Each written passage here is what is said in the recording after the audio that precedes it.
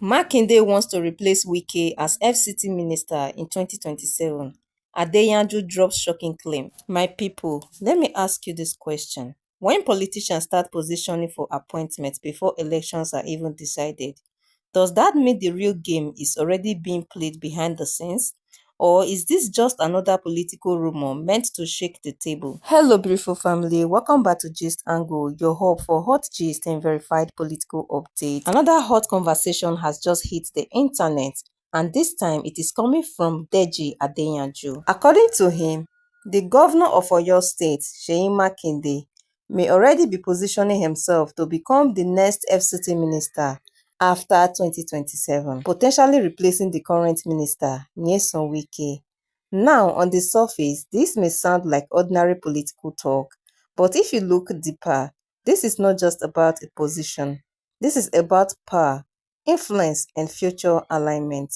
Because let's be honest, nobody fights for small positions in Nigerian politics, and the office of FCT Minister is not small. So the first question we need to ask is this: why would a sitting governor be linked to a ministerial position ahead of 2027? Is it ambition? Is it strategy? Or is it part of a larger political arrangement that Nigerians are not seeing yet? Now, what made this even more interesting is not just the claim itself, but what Deji Adeyanju said about the People's Democratic Party. Because he didn't just criticize the party, he practically dismissed it. He suggested that the PDP is no longer functioning as a united opposition and that many of its members are quietly aligning with President Bola Ahmed Tinubu ahead of 2027. Now, this is where the real issue is. If an opposition party is no longer acting like opposition, then what exactly is happening in the political space? Is this politics or is this silent cooperation? Because in a healthy democracy, opposition parties are supposed to challenge power. They are supposed to question leadership. They are supposed to offer alternatives. But if what Adeyanju is saying is even partially true, then what we are saying may not be opposition anymore, but negotiation. And that brings us to the next important question. Is Nigerian politics now more about bargaining than competition? Because Adeyanju used a very key phrase, bargaining chips. That means politicians may not just be preparing to win elections. They may be preparing to negotiate positions. And if that is the case, then where does that leave the voters? Because at the end of the day, it is the people that vote. But if decisions are being influenced behind closed doors, then how much power do the people really have? Now, let's talk about the relationship between Seyi Makinde and Nyesom Wike. These are two strong political figures with influence, structure, and loyal followings.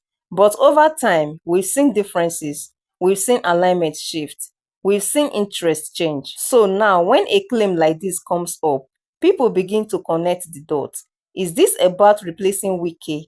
Is this about internal rivalry? Or is this just coincidence? Because in politics, nothing is ever truly random. Every move, every statement, every silence has meaning. Now, let's look at another angle people are not talking about enough. If truly politicians within the People's Democratic Party are aligning with the current administration, then what happens to the idea of opposition in Nigeria?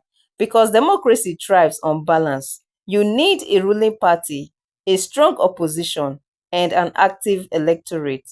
Remove one, and the system becomes unstable. So the fear here is not just about Makinde or Wike.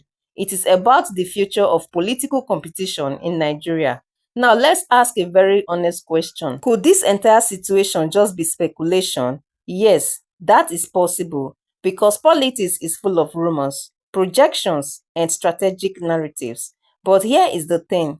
Even rumors in politics are not useless. They often reveal hidden tensions, possible plans, or emerging realities. So whether this claim is true or not, it has already started a conversation, and that conversation is important because Nigerians are beginning to ask deeper questions, not just who will win in 2027, but what kind of politics are we really playing?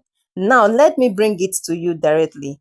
Do you believe Deji Adeyanju is speaking facts or just stirring the pot? Do you think Seyi Makinde is truly positioning for a future role, or is his name just being dragged into political speculation?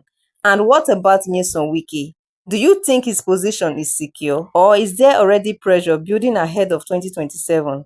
Because one thing is clear, the political game has already started, not in 2027, but right now.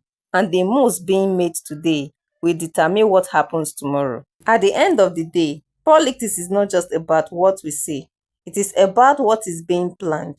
And right now, there are too many quiet plans happening. Then the question is, who is planning ahead and who is being left behind? My people, let's step away from Makinde, Wike, and all the names for a moment and look at the bigger picture. What this whole situation is quietly exposing is a growing trust deficit in Nigerian politics. Because think about it carefully. When a claim like this comes out, that a sitting governor like Seyi Makinde may already be positioning for another role, and at the same time, members of a major party like the People's Democratic Party are allegedly aligning elsewhere, it begins to raise a deeper question. Who are these politicians really accountable to? Is it the party? Is it the people? Or is it personal political survival? Because in a proper system, a politician is expected to be loyal to the mandate given by voters, the party platform they were elected under, the promises they made. But what we are seeing now looks different. It looks like politicians can change alignment quietly, negotiate power behind the scenes, position for future roles without clear accountability. And that's where the problem lies. Because when accountability becomes unclear, trust begins to disappear. Now ask yourself this honestly. If politicians are already planning their next moves before finishing their current responsibilities, are they truly focused on governance? Because Seyi Makinde right now is a sitting governor. He has a state to manage. He has responsibilities to fulfill. So if conversations are already shifting toward future federal positions, it raises concern. Are current duties getting full attention? Or is political calculation taking over governance? And this is not just about one person. This is about a pattern in Nigerian politics where long-term service to the people is sometimes replaced by short-term political positioning. And when that happens, the real losers are not politicians, it is the citizens.